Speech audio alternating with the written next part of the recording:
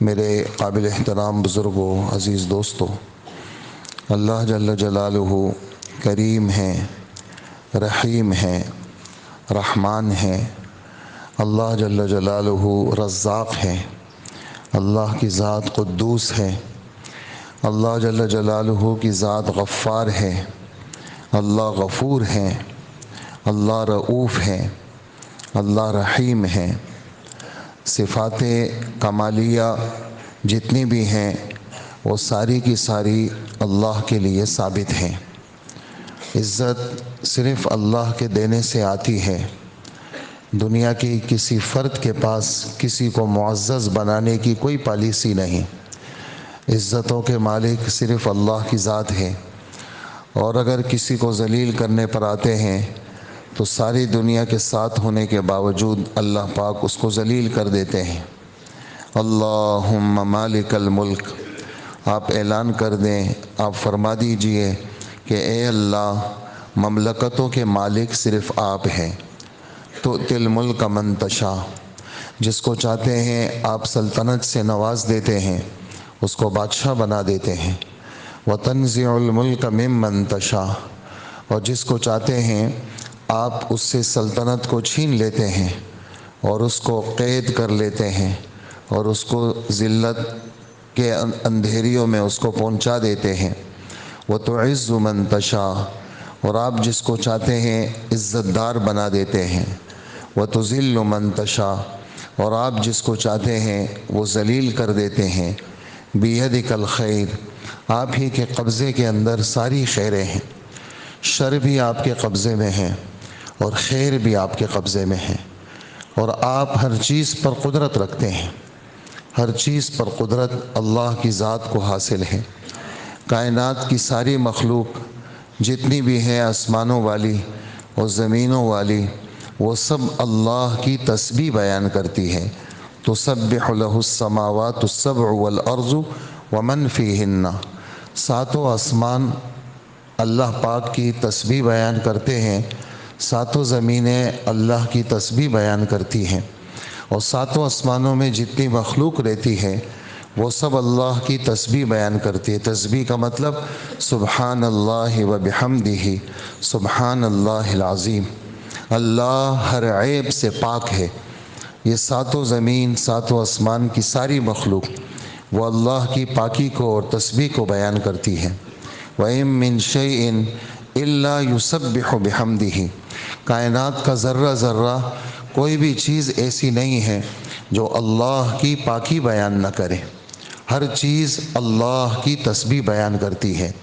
وَلَكِن لَا تَفْقَهُونَ تَسْبِيحَهُمْ، لیکن اے انسانوں، تم ان مخلوقات کی تسبیح کو سمجھ نہیں سکتے کہ یہ کیسی تسبیح بیان کرتی ہے۔ یہ پرندے جو صبح صبح اٹھ جاتے ہیں، یہ جو آوازیں نکالتے ہیں، یہ جو چڑیاں آ کر کے وہ درختوں میں بیٹھ جاتی ہیں، اور رات 3 بجے سے لے کر کے صبح صادق کے بعد تک اور صبح کی نماز کے بعد تک یہ چڑیاں چہچہاتی ہیں، تو یہ سب اللہ کی تسبیح بیان کرتی ہیں۔ حضرت محمد صلی اللہ علیہ وآلہ وسلم نے فرمایا، ایک واقعہ ایسا ہوا کہ کسی کو ایک چیونٹی نے ڈس لیا۔ ایک نبی کا قصہ آتا ہے، چیونٹی کو ڈس لیا، چیونٹی نے اس نبی کو ڈسا، تو جس علاقے کے اندر وہ چیونٹیاں تھیں انہوں نے اس جگہ کو جلانے کا حکم دیا۔ پرانا واقعہ ہے، حدیث مبارک میں ہمارے نبی بیان فرما رہے ہیں کہ اس علاقے کو اس نبی نے جلا دیا، تو وہ چیونٹیاں مر گئی۔ تو اللہ پاک کی طرف سے وحی آئی، آپ نے کتنی بڑی مخلوق کو جلا دیا جو میرے ذکر میں مصروف رہتی تھی۔ یہ مخلوق ساری کی ساری میری تسبیح بیان کرتی تھی، اور آپ نے اس مخلوق کو جلا دیا آپ نے۔ اسی طرح یہ جو مینڈکوں کی آوازیں ہیں، مینڈک آواز نکالتی ہے، مینڈک جس علاقے میں رہتے ہیں وہاں عجیب عجیب آوازیں آتی ہیں، تو کسی کو وہ آوازیں بری لگی تو انہوں نے اس مینڈکوں سے انتقام لینے کے لیے ان کو ختم کرنے کی کوشش کی۔ تو اللہ کے رسول صلی اللہ علیہ وسلم نے فرمایا، ان کو ختم مت کرو، اس لیے کہ یہ ان آوازوں کے ساتھ یہ اللہ کا ذکر کرتے ہیں، اللہ کی تسبیح بیان کرتے ہیں۔ تو کائنات کے اندر کوئی بھی چیز ایسی نہیں ہے جو اللہ کی تسبیح بیان نہ کرے اور اللہ کو سجدہ نہ کرے۔ ہمارے رب فرماتے ہیں الم ترى ان اللہ یسبح له من فی السماوات والارض والطیر صافات کل قد علم صلاته وتسبیحه واللہ علیم بما یفعلون۔ آپ نے نہیں دیکھا آسمانوں کی ساری مخلوق وہ اللہ کی تسبیح بیان کرتی ہے، اور زمین کی ساری مخلوق وہ اللہ کی تسبیح بیان کرتی ہے، اور یہ جو پرندے تمہیں نظر آتے ہیں فضاؤں میں، پر پھیلائے ہوئے پرندے نظر آتے ہیں، یہ پر پھیلائے ہوئے پرندے سب اللہ کی تسبیح بیان کرتے ہیں۔ کل قد علم صلاته وتسبیحہ، ہر ایک کو اس کی نماز کا بھی پتہ ہے، دعا کا بھی پتہ ہے، اور تسبیح کا بھی پتہ ہے۔ ہر ایک کو، جتنی مخلوق ہے، اپنی نماز کو جانتی ہے کہ مجھے کیسی نماز پڑھنی ہے، مجھے دعا کیسی مانگنی ہے، اور مجھے تسبیحات کیسے کرنے ہیں۔ واللہ علیم بما یفعلون، اور یہ جتنی مخلوقات ہیں، یہ جو کچھ کرتے ہیں، اللہ ہر ایک ایک مخلوقات سے واقف ہے۔ تو ساری مخلوق اللہ کی تابع دار ہے۔ حضرت ابو ذر رضی اللہ تعالی عنہ مدینہ منورہ میں اللہ کے رسول کے ساتھ ہیں، سورج ڈوب رہا ہے، اور آپ پوچھ رہے ہیں ابو ذر تمہیں پتہ ہے یہ سورج کہاں جا رہا ہے؟ اللہ کے رسول مجھے تو پتہ نہیں ہے۔ فرمائے یہ جب ڈوب جاتا ہے تو یہ اللہ کے عرش کے نیچے جاتا ہے اور اللہ کو سجدہ کرتا ہے، اور اللہ سے اگلے طلوع ہونے کی اجازت مانگتا ہے۔ کتنا بڑا سورج ہے، اور کتنی بڑا اس کا حجم ہے، اور کتنی تیز اس کی روشنی ہے، وہ کس کا تابع دار ہے؟ جواب دیں، کس کا تابع دار ہے؟ اللہ کا تابع دار ہے۔ اجازت مل جاتی ہے تو وہ اگلے دن وہ طلوع ہو جاتا ہے، ہمارے سامنے آتا ہے۔ یہ روز کی سورج کی ترتیب ہے، روز اس کا غروب ہونا، روز اس کا سجدہ کرنا۔ اب اس کے سجدے کی کیفیت کیا ہے وہ اللہ کو معلوم ہے۔ ہمارے سجدے کی کیفیت تو یہ ہے کہ ہم سر رکھیں گے زمین پر، ہم پیشانی اور ناک رکھ کر کے اچھی طرح دبائیں گے اپنے سر کو، اور ہاتھوں کو ٹکا کر کے سجدہ کریں گے، اور اپنی کونیوں کو اٹھائیں گے سجدے میں۔ اور ہمارے نبی فرماتے ہیں 7 اعضاء پہ مسلمان سجدہ کرتا ہے، ایک اس کی پیشانی ہے، اور 2 اس کے گھٹنے ہیں، 2 اس کی ٹانگیں ہیں، 2 اس کے ہاتھ ہیں، 6 یہ ہو گئے، اور پیشانی اور ناک یہ ملا کر کے 7، یعنی سر اس کا ہو گیا، سر ایک، اور پھر سر ہی میں جو رکھنے کی چیزیں ہیں وہ پیشانی ہیں اور پیشانی اور ناک ہے۔ تو آپ نے فرمایا مکن فی رکوعک وفی سجودک، ڈھیلا ڈھالا رکوع مت کیا کرو، ڈھیلا ڈالا جی بالکل مریل کی طرح یوں جھک گئی جی جیسے جان ہی نہیں ہے، اور ڈھیلے ڈالے سجدے میں پڑ گئے جی جیسے جان ہی نہیں ہے۔ نہیں، مکن فی رکوعک ومکن فی سجودک، اچھی طرح ٹکا کے رکوع کرو، اپنے دونوں ہاتھوں کو گھٹنوں پہ رکھ کر کے دبا دو، اور دونوں کونیوں کے اندر سے یہ خم ختم کر دو، اور اپنی دونوں ٹانگوں کو، دونوں گھٹنوں کو اچھی طرح سیدھا کرو، اور اپنی کمر کو بالکل سیدھا رکھ لو، اور نہ اپنا سر نیچے کرو نہ سر اوپر کرو، سر اور کمر کا لیول استوا وہ برابر رکھو، اور ایسا تمہارا رکوع ہو، اور ایسے ہی تمہارا ٹکا کر کے سجدہ ہو۔ تو میرا آپ کا سجدہ تو ایسا ہے، لیکن باقی مخلوقات کا سجدہ انہی کے شان کے مطابق ہے۔ ہمارے رب فرماتے ہیں الم تری ان اللہ یسجد له من فی السماوات ومن فی الارض والشمس والقمر والنجوم والجبال والشجر والدواب وکثیر من الناس۔ فرمایا کہ آپ نے نہیں دیکھا اللہ کو سجدہ کرتی ہے کیا چیز؟ آسمانوں کی ساری مخلوق خدا کے تابع دار، اور زمینوں کے اندر جتنے خدا کے پیدا کردے ہیں اور انسان کے علاوہ وہ سب خدا کو سجدہ کرتے ہیں۔ سورج بھی خدا کو سجدہ کرتا ہے، چاند بھی خدا کو سجدہ کرتا ہے، ستارے بھی خدا کو سجدہ کرتے ہیں، اور جانور اور چوپائی بھی اللہ کو سجدہ کرتے ہیں، یہ درخت بھی اللہ کو سجدہ کرتے ہیں۔ والنجم والشجر یسجدان، یہ سورہ رحمان میں۔ یہاں نجم کا ترجمہ ستارے سے نہیں کریں گے، یہاں نجم کا ترجمہ اس درخت سے کریں گے جس کا تنا نہ ہو، جیسے انگور کی بیل، جیسے خربوز اور تربوز کے درخت، ان کا تنا نہیں ہوتا، یہ بغیر تنے کے ہوتے ہیں اور زمین پر یہ چیزیں یوں پھیل جاتی ہیں. آپ نے یعنی یہ آم کا درخت ہے، یہ تو کھڑا ہوگا تنے پر، اوپر اس کے درخت پر پھل لگیں گے. اور یہ جو تربوز ہوگا یہ کھڑا نہیں ہوگا اس کا درخت، یہ تو بیل ہوگی اور نیچے نیچے اس کے جو پھل ہوں گے، خربوز، تربوز، کدو، لوکی، یہ سارے یوں پھیل جاتے ہیں. انگور کی بیل، یہ اس کو نجم کہتے ہیں. نجم جیسے ستاروں کو کہتے ہیں، ایسے ہی ان درختوں کو بھی کہا جاتا ہے جو درخت بغیر تنے کے ہوں. تو تنے والے درخت بھی خدا کو سجدہ کرتے ہیں اور بغیر تنے والے درخت بھی اللہ کو سجدہ کرتے ہیں. تو اللہ جل جلالہ اپنے کلام کے اندر یعنی الحمد سے لے کر والناس تک ہمارے رب نے اپنا تعارف کیا ہے.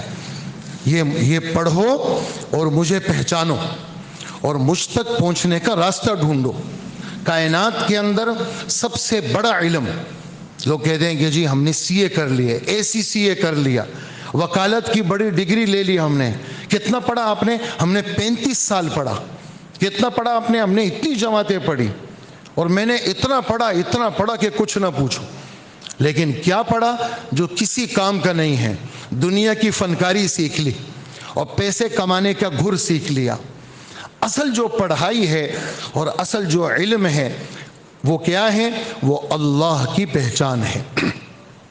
اللہ کو پہچاننا، اللہ کی معرفت.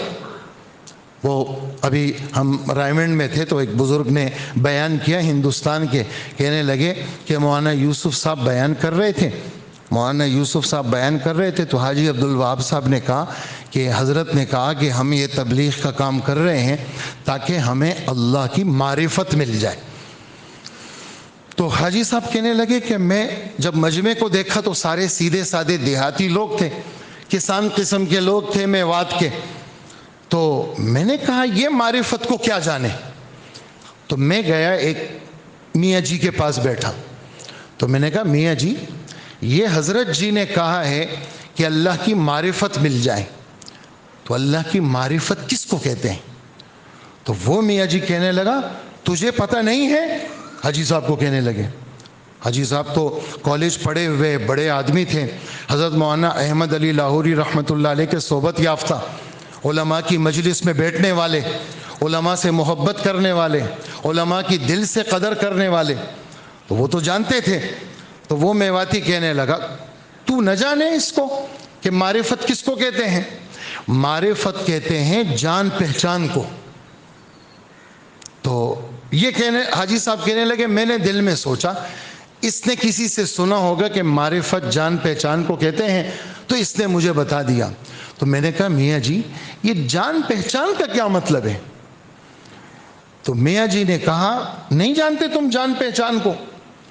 کہ جان پہچان کا مطلب یہ ہے، یہ گاؤں دیہات میں پٹوار ہوتے ہیں، زمینوں کی بٹائی کرتے ہیں، زمینوں کو تقسیم کرتے ہیں، یہ عبداللہ کی زمین ہے، یہ زید کی زمین ہے.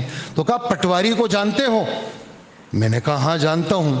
کہا کہ جس آدمی کی پٹواری کے ساتھ جان پہچان ہوگی نا تو اس کا کام جلدی ہوگا، اور جس کی پٹواری کے ساتھ جان پہچان نہیں ہوگی اس کا کام دیر سے ہوگا.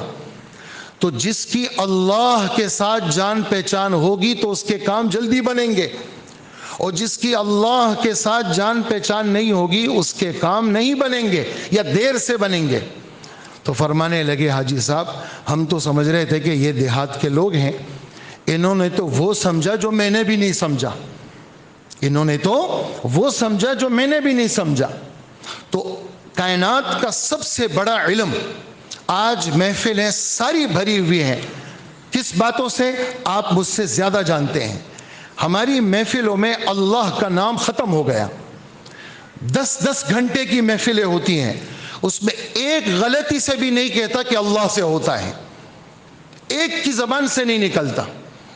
اپنی ساری کرتوتوں کی نسبت اپنی طرف کریں گے یا غیروں کی طرف کریں گے. بارش کا موسم ہے، خبریں سنیں آپ ذرا کیا کہہ رہے ہیں. ہم نے جی بارش ہو رہی ہے اور غیر متوقع بارش ہونے کا موسم نہیں ہے، غیر متوقع. لیکن ہم نے کیا کیا؟ اس چیلنج سے نمٹنے کے لیے ہم تیار ہو گئے. یہ جملہ کہنے کا ہے، آپ سے کہہ رہا ہوں، یہ جملہ کہنے کا نہیں ہے، چونکہ آپ سنتے رہتے ہیں تو آپ کہتے ہیں صحیح ہے یہ جملہ. یہ جملے غلط ہیں، یہ جملے غلط ہیں کہ ہم اس سے نمٹ لیں گے. ہم تو اللہ کو یاد کریں گے. ہمارے نبی بارش کا موسم، ہواؤں کا چلنا، بادلوں کا گہرا ہو جانا اور بادلوں کا کالا ہو جانا اور بارش کے موسم کا آ جانا کیا سکھایا ہے امت کو. حضرت عائشہ فرماتی ہیں بادل آ جاتے تھے، خرجا و دخلا، خرجا و دخلا، ایک جگہ بیٹھ نہیں پاتے تھے، کبھی باہر نکل رہے ہیں، کبھی گھر میں آ رہے ہیں، کبھی پریشان بے قرار. میں نے پوچھا کیا ہوا؟ لوگ بادل آتے ہیں خوش ہوتے ہیں اور آپ کی بے قراری میں اضافہ ہو جاتا ہے. فرمایا عائشہ تمہیں پتہ ہے بادلوں کو دیکھ کر کے قوم عاد خوش ہوئی تھی اور قوم عاد نے کہا تھا کہ ھذا عارض ممطرنا، یہ بادل آیا ہے یہ ہم پہ بارش کو برسائے گا. لیکن ہوا کیا ہوا؟ بل ہوا ما استعجلتم بہ ریح فیہا عذاب علیم، یہ بادل بارش نہیں برسائے گا، اس میں سو آندھی ہوگی. اور وہ آندھی کیا کرے گی؟ تدمر کل شیء بامر ربہا، یہ آندھی یہ اللہ کے حکم سے سب چیز کو ملیہ میٹ کر دے گی. فَأَصْبَحُوا لَا يُرَى إِلَّا مَسَاكِنُهُمْ، کیا ہوا؟ صرف گھر رہ گئے ان کے کھنڈر.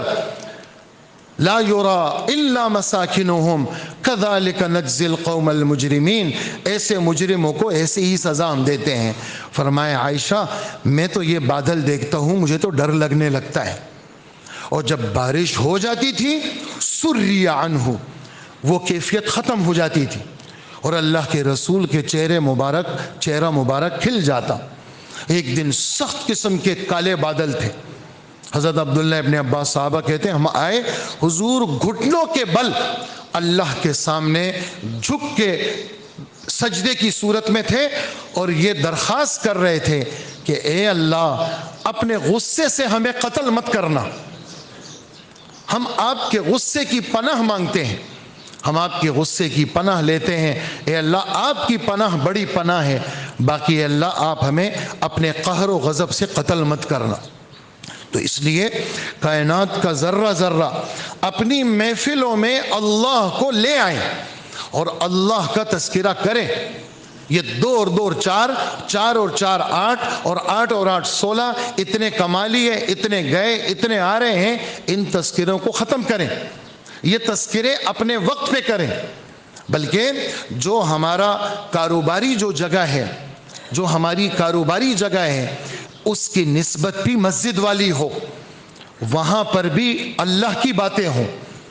ہم کاروبار پہ گئے، آفس میں بیٹھے تو بیٹھنے سے پہلے ایک تو باوضو جائیں اور وہاں اپنے لیے نماز کی جگہ رکھیں. آپ کا مصلی ہو آپ کی آفس کے اندر اور قبلے کا تعین آپ کو پتہ ہو، جاتے ہی مصلی بچھائیں، 2 نفل پڑھ کر کے سورہ یاسین، الگ سے قرآن ہو آپ کے آفس میں، الگ سے دینی کتابیں ہوں آپ کے آفس میں. آپ کا آفس میں جانا، 2 نفل پڑھنا، اللہ کا کلام تھوڑا سا پڑھنا، اس کے بعد اللہ سے درخواست کرنا، اس کے بعد کام شروع کریں. آپ دیکھیں آپ کے کاموں میں کیسی برکت ہوتی ہے. سوق المسلمین مصلاہم، یہ الفاظ ہیں حضرات صحابہ کرام کے کہ مسلمانوں کا جو بازار ہے، مسلمانوں کا بازار، یہ مسلمانوں کا بازار مسجد ہوا کرتا ہے. چاہے کہ مسجد ہی بازار بن جائے، چاہے کہ مسجد ہی بازار بن گئی کہ مسجد میں بیٹھے ہوئے جناب واٹس اپ چل رہا ہے، جناب بیٹھے ہوئے مسجد میں اور ٹھک ٹھک ٹھک ٹھک چل رہے ہیں اور ڈیلنگ چل رہی ہے مسجد میں. اور ہونا کیا چاہیے کہ میرا بازار بھی کیا ہو، میرے رب کے ساتھ جوڑ کا سبب ہو. اور یہ ہمیں سکھایا ہے کیا، بازار میں جب جاؤ نا، اگر مسجد میں تم نے چوتھا کلمہ 1000 دفعہ پڑھ لیا، اس کا وہ اجر نہیں ہے جو 1 دفعہ چوتھا کلمہ تم نے بازار میں پڑھا. غفلت والی جگہ میں تم نے 1 دفعہ چوتھا کلمہ پڑھا، ہزاروں لاکھوں نیکیاں تمہیں ملیں گی. کیوں؟ تم نے اللہ کا نام وہاں زندہ کیا. اس لیے اللہ کا ذکر، اللہ سے ہونا، اللہ کا تذکرہ، اللہ کی باتیں یہ زندہ کرنے کی چیز ہے. اور 24 گھنٹے مستقل ہر لمحہ ہر پلک جھپک اللہ کی رحمتیں برکتیں ہم پہ برس رہی ہیں. ہمارا پورا بدن، ہمارے بدن کے اندر کی نسیں، ہمارے خون کا دورانیہ، ہمارے دماغ سے لے کر پاؤں کے ناخن تک خون کا جانا اور آنا، یہ پورا کس کے ارادے سے چل رہا ہے؟ آپ سے پوچھ رہا ہوں. کتنی ساری نعمتیں ہیں، ہمارا تو دھیان بھی نہیں ہے وہاں پر. ہم تو گئے، پیشاب کا تقاضا ہوا، بیٹھ گئے، پیشاب ہو گیا، پانی ڈال کے آ گئے، سوچا بھی نہیں کہ بھی یہ پیشاب بھی کوئی نعمت ہے. یہ تو اس سے پوچھیں جس کا پیشاب بند ہو جاتا ہے، اور یہ تو اس سے پوچھیں جس کے پیشاب میں خون آتا ہے، اور یہ تو اس سے پوچھیں کہ وہ عام پائپ سے وہ پیشاب نہیں نکلتا، پھر اسٹیل کا راڈ پیشاب کی نالی میں ڈال کر کے اس کے غدود کو پھاڑ کر کے وہ پیشاب کو نکالا جاتا ہے. ہاں، یہ تو اس سے پوچھیں. ہم تو گئے، بیٹھ گئے اور پیشاب کر لیا، کھلا پیشاب آیا جی. تو پیشاب کا آنا نعمت ہے. ہمارے رب فرماتے ہیں وَإِن تَعُدُّوا نِعْمَةَ اللَّهِ لَا تُحْصُوهَا، اگر تم اللہ کی ایک نعمت کی تفصیلات، صرف یہ نہیں کہ نعمت کو گننا چاہو گے تو گن نہیں سکتے، نہیں، ایک نعمت، نعم نہیں ہے، ایک نعمت ہے، واحد مفرد. اگر جمع ہوتی تو نعم کا لفظ ہوتا، نعمت ان کی جمع نعم ہے، وہ نہیں ہے نعمت. ایک نعمت کی تفصیلات کو اگر گننا چاہو گے، ایک نعمت کی تفصیلات نہیں گن سکتے. پیشاب نعمت ہے، پیشاب کا آنا کوئی کم نعمت. اس پیشاب کا لگ جانا یہ نعمت ہے. لگ ہی نہیں رہا پیشاب، بھئی میرے پیشاب کی حصی ختم ہو گئی. کیا مطلب؟ کہا جی پیشاب مسلسل بہ رہا ہے، مجھے پیشاب آ نہیں رہا، یعنی مجھے پتہ ہی نہیں چلتا پیشاب خطا ہو جاتا ہے. نہیں، پیشاب کی حس، مجھے پیشاب آ رہا ہے، یہ اللہ کی نعمت ہے. پھر پیشاب آیا، اب یہاں تو میں مسجد میں، گھر میں، دفتر میں تو نہیں کروں گا، پیشاب کو تو پیشاب کی جگہ پہ کروں گا. تو اس جگہ تک پیشاب کا پہنچا دینا یہ بھی اللہ کی نعمت ہے. پیشاب آ گیا لیکن وہ ضبط کرنا، وہ کنٹرول کرنا اور پیشاب پر روک دینا یہ اللہ کی نعمت ہے. اب میں پہنچ گیا پیشاب کی جگہ پہ، وہاں میں بیٹھ گیا، اب میں ارادے سے پیشاب کر رہا ہوں، تو اب پیشاب کا آنا یہ بھی نعمت ہے. اس لیے کہ پیشاب لگ گیا، میں نے روکا، جب میں پہنچا تو آ ہی نہیں رہا. نہیں، اس وقت ارادے سے پیشاب کا کرنا یہ اللہ کی نعمت ہے. اور پھر پیشاب کا پورا ہو جانا، یہ ٹیسٹوں میں آدمی جاتا ہے نا، ٹیسٹ ہی پیشاب کا ٹیسٹ ہے، مثانے کا ٹیسٹ ہے جی، حدود کا ٹیسٹ ہے جی. اور ٹیسٹ میں کیا کرتے ہیں؟ وہ دیکھتے ہیں کہ بھئی اس کے مثانے کے اندر پیشاب بچ رہا ہے یا پیشاب پورا ہو رہا ہے. تو پیشاب کا پورا ہو جانا، مثانے کا خالی ہو جانا یہ اللہ کی نعمت ہے. اگر تھوڑا پیشاب ہوا، باقی ہو ہی نہیں رہا، اور پھر چلے گئے 5 منٹ کے بعد پھر پیشاب لگا، کتنی مصیبت ہے. تو ایک دفعہ بیٹھ گئے، پیشاب ہو گیا، یہ اللہ کی نعمت ہے.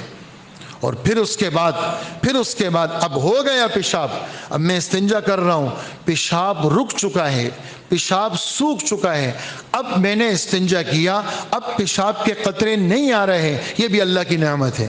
اگر پیشاب کر لیا، اب قطرے بہہ رہے ہیں، 3 گھنٹوں تک بہہ رہے ہیں، اس کے بعد جا کے رک رہے ہیں، تو یہ بھی بیماری ہے، یہ بھی مصیبت ہے. تو پیشاب کا ہو جانا، اس کا سوکھ جانا، استنجے کا ہو جانا، یہ اللہ کی نعمت ہے. کتنی ساری نعمتیں ہمارے رب کی ہمارے اوپر ہیں، اور ہمارے رب اعلان کر رہے ہیں وَمَا بِكُم من نعمت فمن اللہ. تم پر کسی قسم کی کوئی بھی نعمت اگر ہے تو کس کی طرف سے ہے؟ اللہ کی طرف سے. اس لیے اللہ کو سامنے رکھنا، اللہ کا تذکرہ کرنا، اللہ کی بات کو زندہ رکھنا، اور اکیلے میں اللہ کی نعمتوں کو سوچ کر کے کیا کہیں؟ یا اللہ آپ کا شکر ہے، یہ تو آپ کی طرف سے، آپ کی طرف سے. اس لیے روایتوں میں آتا ہے صبح جب ہو جائے نا تو یہ دعا پڑھ لیا کرو، پورے دن کی نعمتوں کا شکر ادا ہو جائے گا. رات جب ہو جائے نا، غروب جب ہو جائے، یہ دعا ایک دفعہ پڑھ لیا کرو، رات کی نعمتوں کا شکر ہو جائے گا۔ وہ کیا؟ اللہم ما اصبح بی من نعمہ او باحد من خلقک فمنک وحدک لا شریک لک فلک الحمد ولک الشکر۔ ترجمہ سن لیجئے، جس کو عربی نہیں آتی وہ ترجمہ روزانہ پڑھا کرے۔ وہ کیا؟ اے اللہ، صبح کے وقت میں جس قسم کی نعمت آپ کی مجھ پر ہے یا پوری مخلوقات میں کسی کے اوپر بھی ہے، یہ صرف آپ کی طرف سے ہے، لہٰذا ساری تعریفیں آپ کے لیے اور سارا شکر آپ کا۔ اور شام کے وقت میں، اے اللہ اس وقت شام ہو گئی، اس وقت میرے اوپر کسی قسم کی کوئی بھی نعمت ہے یا تیری مخلوقات میں کسی کے اوپر کوئی بھی نعمت ہے، اے اللہ یہ صرف آپ کی طرف سے ہے، لہٰذا ساری تعریفیں آپ کے لیے، سارا شکر آپ کے لیے۔ لہٰذا ہم سب یہ نیت کریں، اپنے رب کا نام ہر جگہ لینا ہے۔ ہم نے رب کا نام ہر جگہ، اپنی باتوں میں اللہ کا تذکرہ کریں، اپنی کاروباری چیزوں میں اللہ کا نام لیں۔ نفع مل گیا، یہ اللہ نے نفع دیا، کوئی نقصان ہو گیا بس مقدر میں تھا، میرے رب نے لکھا ہوا تھا، یہ نقصان ہو گیا، میں اللہ کے فیصلے پر راضی ہوں۔ یہ جملے کہنے کے ہوں گے، اور ہمارے رب ہمارے نبی کے واسطے سے ہمیں سکھا رہے ہیں کیا؟ اللہم انی اسألک الصحۃ والعفۃ والامانۃ وحسن الخلق والرضا بالقدر۔ اے اللہ میں آپ سے صحت مانگتا ہوں، میں آپ سے اپنی عزت و ناموس مانگتا ہوں کہ میں معزز رہوں، عفیف اور پاک دامن رہوں، اور اے اللہ میں 2 نمبر آدمی بننا نہیں چاہتا کہ خیانت کروں، میں امانت دار بننا چاہتا ہوں۔ اور اے اللہ میں کیا مانگ رہا ہوں آپ سے؟ میں نبی کے اخلاق مانگتا ہوں آپ سے کہ مجھے نبی کے اخلاق ملے۔ اور آخری چیز جو ہماری بات کے ساتھ جڑ رہی ہے وہ کیا؟ اے اللہ میں تقدیر پر رضامندی کی درخواست کرتا ہوں۔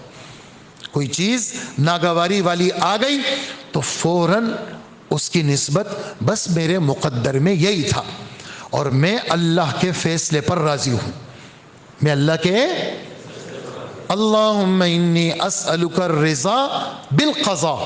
اے اللہ میں آپ کے فیصلے پر رضامندی کی درخواست کرتا ہوں، کسی قسم کا کوئی بھی فیصلہ ہے اے اللہ میں اس پر خوش ہوں اور میں اس پر راضی ہوں۔ تو یہ باتیں ہم سب کو اللہ کے ساتھ جوڑیں گی، اور اصل مومن کا ہر وقت دل، اس کی دھڑکن اور اس کا پورا بدن وہ کس کے ساتھ جڑا ہوا ہو؟ وہ اللہ کے ساتھ جڑا ہوا ہو۔ اور اخیر میں اللہ نے اس دنیا کو تعلقات کے کٹنے کی جگہ بنایا ہے۔ پہلے کہاں تھا؟ یہ بکھرا ہوا تھا، پھر کہاں آیا؟ یہ پھر نطفے میں آیا، پھر کہاں آیا؟ پھر ماں کے رحم میں آیا، پھر کہاں آیا؟ پھر بن کے ماں کی گود میں آیا، پھر کیا ہوا؟ پھر یہ کٹتا رہا، یعنی دنیا سے کٹا، ایک جگہ جمع ہوا، پھر باپ کے نطفے سے کٹا، ماں کے رحم میں جمع ہوا، پھر وہاں سے بچہ تیار ہوا تو ماں کی گود میں کٹ کے آ گیا، پھر یہاں سے کٹا تو ماں سے جڑا، باپ سے جڑا، بہن بھائیوں سے جڑا، پھر شادی ہو گئی تو بیوی سے جڑا، پھر اس کے بچے ہو گئے تو اپنے بچوں سے جڑا، پھر اس کے پوتے نواسے ہو گئے تو ان سے جڑا، یہ کٹ رہا ہے ہر جگہ۔ پھر اخیر میں جب اس کی موت آ گئی تو یہ کٹ کے کس سے جڑا؟ کس سے جڑا؟ ہاں، تو الیک المصیر، اے اللہ ہم سب کو آپ کے پاس آنا ہے۔ تو جب ہم سب نے اخیر میں اللہ کے پاس جانا ہے تو ابھی سے اللہ کے ساتھ جوڑ، اللہ کا نام، ہر چیز میں اللہ کا ذکر، اللہ کا تذکرہ، یہ ہم اپنا مزاج بنائیں۔ اللہ مجھے بھی نصیب فرمائے، آپ کو بھی نصیب فرمائے۔ وصلی اللہ وسلم علی نبینا محمد وآلہ واصحابہ اجمعین۔